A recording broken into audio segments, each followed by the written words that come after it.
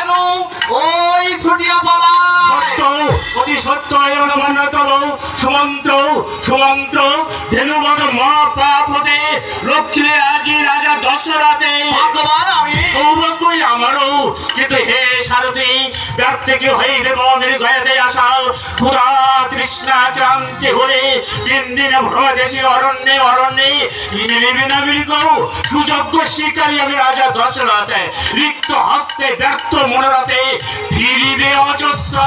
মহারাজ হয়তো বা আছে কিছু দৈবের নির্বাত্ত চলুন ফিরিয়া যাই অযোধ্যা নগরে দিকে দিকে হেরিতেছি শুধু অমঙ্গল অশুভ সংকেত সুমন্ত্র মনে হয় যাত্রা শুভ হয় নাই মহারাজ অথেবে বিলম্বে ঘটিতে পারে বড় কোনো অঘটন দুর্বলসরে চিন্তা দেব হে সারথি রঘুবংশের দীপ্ত রবি রাজা দশরথে আমি সূর্যের বীর্যে যার কম্পিত ত্রিদেব দৈবের নির্বন্ধ ভাবে অঘটন ভয়ে অসমাপ্ত রাখিয়া নির্দয়া ফিরিতে পারে না সে অযোধ্যাপুরে। চুপ চুপ সুনিশ্চয় আসিয়াছে মৃগদলে অরণ্য বিহারে ব্যর্থ নাই হবে মরে নির্গয়ায় আমার সপ্তদেবী মানে বদিব শিকার।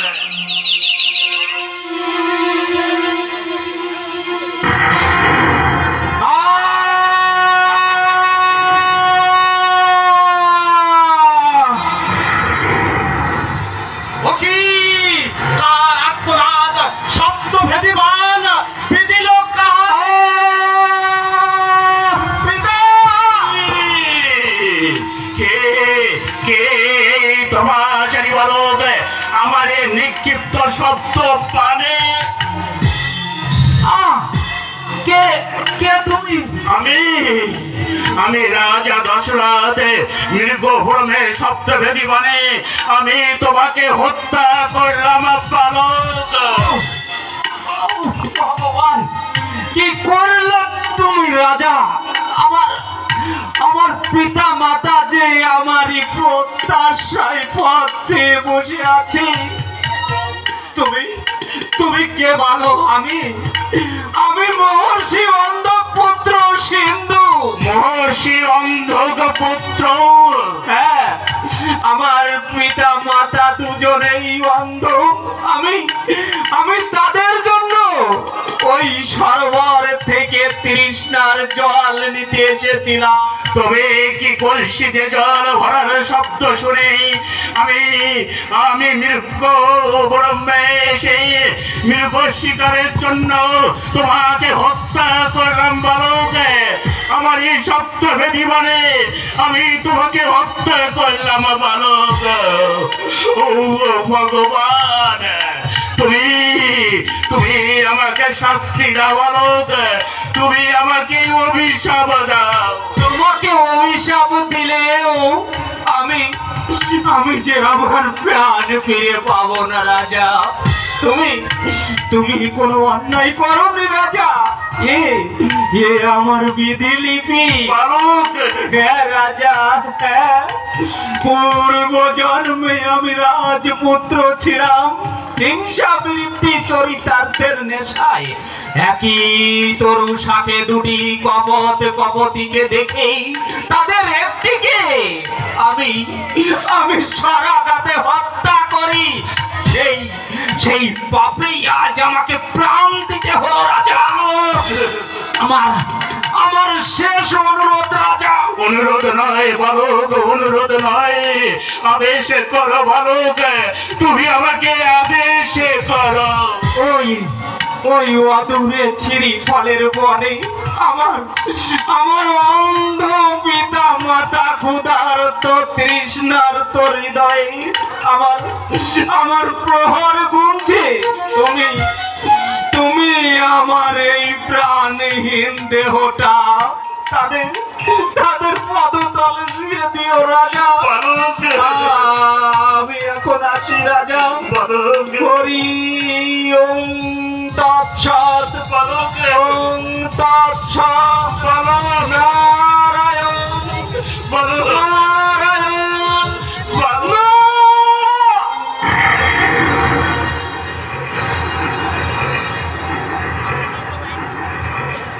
বালক বালক, এই বালক, কথা বল, কথা বল বালক, কথা বল। কি হলো, কি হলো, তুই কথা বলছিস না কেন? কথা বল বালক, কথা বল বালক।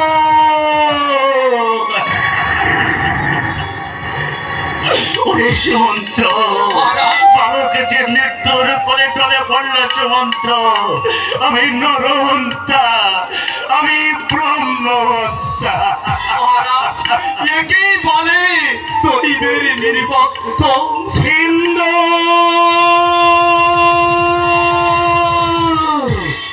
সিন্ধুরে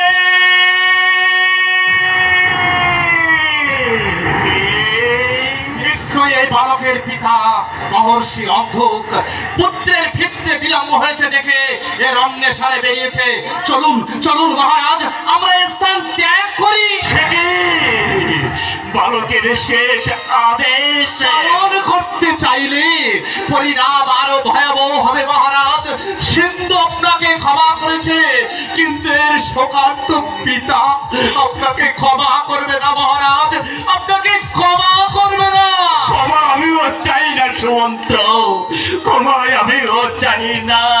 ওরে সুমন্ত, সাধ করে আমি যখন অগ্নি কুণ্ডে চাপা দিয়েছি, তখন তীব্র অগ্নি দাহ আমাকে যে চাইতেই হবে।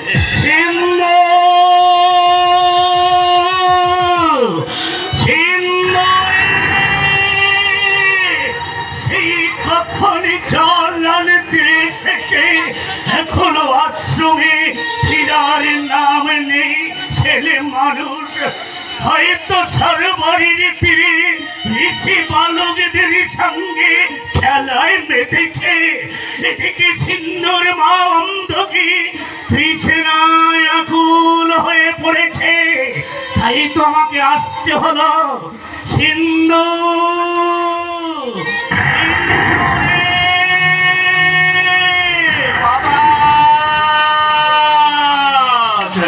স্তব্ধ হয়ে যাও, নিভে যাও চন্দ্র সূর্য গ্রহ তারা বসুন্ধরা।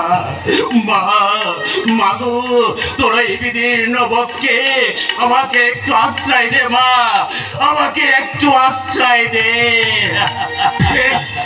কে কথা বললে? মহর্ষি। তুমি, তোমার কণ্ঠস্বর তোমার মিষ্টি। আমার পুত্র সিন্ধুকে দেখেছ? সিন্ধুকে? আপনার সিন্ধু, আমার সিন্ধু, আপনার সিন্ধু আরে আর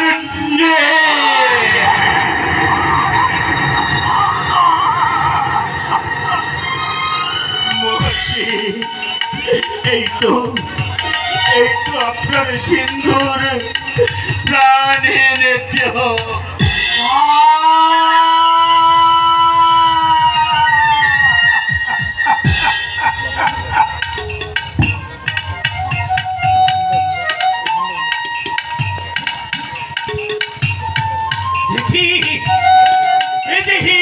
শীতল নিজ প্রাণ দেহ।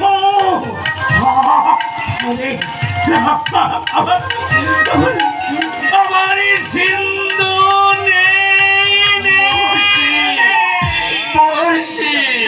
না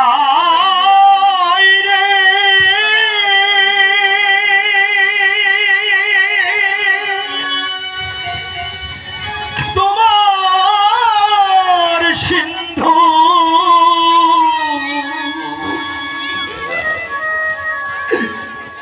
হারিয়ে গিয়াছি বিষাদ সিন্ধু পারি। ওরে না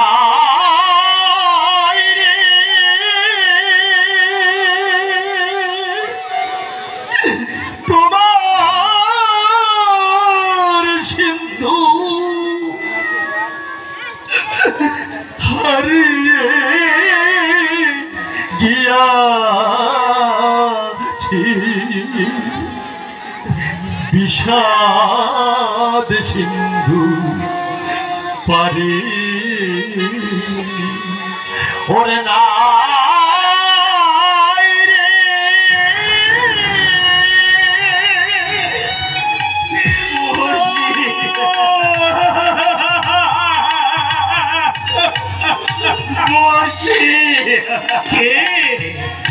কে আমাদের বুকে বাদ আনলে, কে হত্যা করলে আমার সিন্ধুকে? আমি মহর্ষি, আমি অযোধ্যার ভাগ্যবত রাজা, এই দশরা। না না মহর্ষি, আমি আমি মহারাজের সারথী সুমন্ত্র, আমি আপনার পুত্রকে। আমাকে তুমি প্রায়শ্চিত্ত করবার সুযোগ দাও সুমন্ত্র। মহর্ষি, আমার এ শব্দ ভেদিবারে আপনার পুত্রের প্রাণ বাও নিঃশেষিত।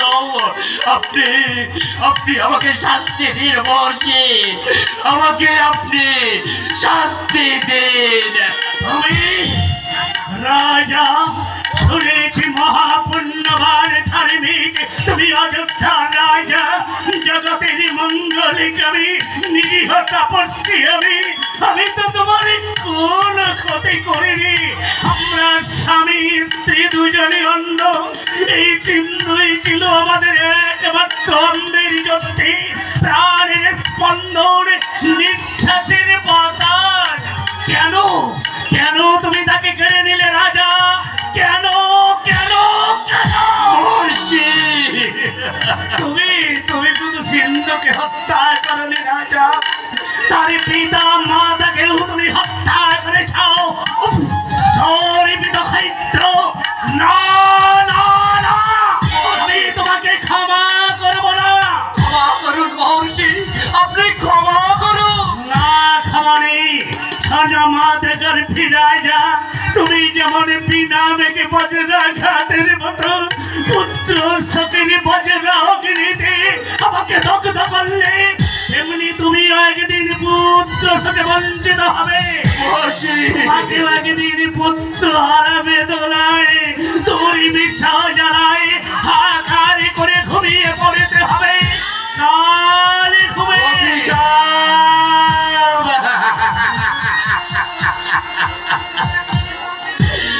মহর্ষি, আপনার এই অভিশাপ যে নিষ্ফল হবে মহর্ষি, অন্য কোন অভিশাপ আমাকে দিন। এই যে লঘুদণ্ড তোমার প্রাপ্য হতে পারে না, যে অপরাধ তুমি করেছ, আপনারই অভিশাপ যে নিষ্ফল হবে মহর্ষি। হবে মহর্ষি অন্ধকের অভিশাপ। কারণ আমি যে পুত্র বুঝেছি, কিন্তু ঋষি বাক্য তো মিথ্যা হবে না রাজা। তুই আমার আশ্রমে চলো, তোমাকে একটি ত্রিপল দিয়ে আমরা স্বামী স্ত্রী দুজনই দেহ ত্যাগ করবো। কেন কেন আপনারা দেহ ত্যাগ করবেন? আমি আজীবন কৃতদাস হয়ে আপনাদের পদ সেবা করবো মহর্ষি, আপনাদের পদ সেবা করবো। হয় না রাজা, তা হয় না। জলের পিপাসা কখনো দুধে মেটে না। আমাদের দাহ কার্য সমাধার পারে প্রাসাদে ফিরে গিয়ে মিঠির ইচ্ছা সিংহকে দিয়ে তুমি করো পুত্রের মহাযজ্ঞ, আর সেই যজ্ঞের চরুপত্রে সযত্নে রেখো আমার প্রদত্ত শ্রীপালে সঙ্গে যুক্ত চরু ভক্ষণ করলে তোমার রানীরা গর্ভবতী হবে। অন্তদৃষ্টির স্বাচ্ছদার পরে আমি স্পষ্ট দেখতে পাচ্ছি স্বয়ং শ্রীহরি চারি অঙ্গে তোমার পুত্র জন্মগ্রহণ করবে। আপনি কি বলছেন মহর্ষি? আপনি কি বলছেন? এ তো অভিশাপ নয়, এ যে আশীর্বাদ।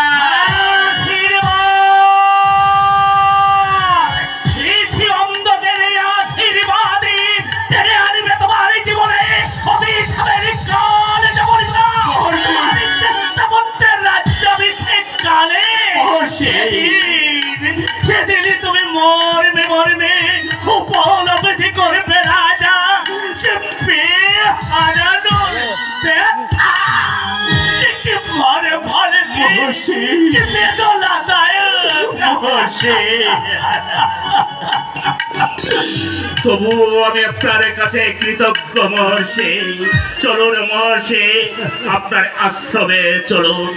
সমন্ত্র, তুমি মহর্ষির হাত ধরে নিয়ে চলো, আমি সিন্ধুকে নিচ্ছি। চলো রাজা, অযোধ্যায় ছাড়ি, তুমি আমার পুত্রের সব বয়ে নিয়ে যাবে রাজা। প্রাণ দিলেও আপনার ঋণ তো শোধ হবে না মহর্ষি। তাই আসুন মহর্ষি, আসুন। সিন্ধুর বুক যে বেরিয়ে আসায় অভিশাপ আর আশীর্বাদের ধারায় শ্রাদ দশরথের রাজা হয়ে নয়, অযোধ্যা ঈশ্বর হয়ে নয়, অপরাধী পুত্র হয়ে অনুতাপের অর্থ সমাপন করবে আজ কৃতজ্ঞতার মহাপূজা। মহাপূজা।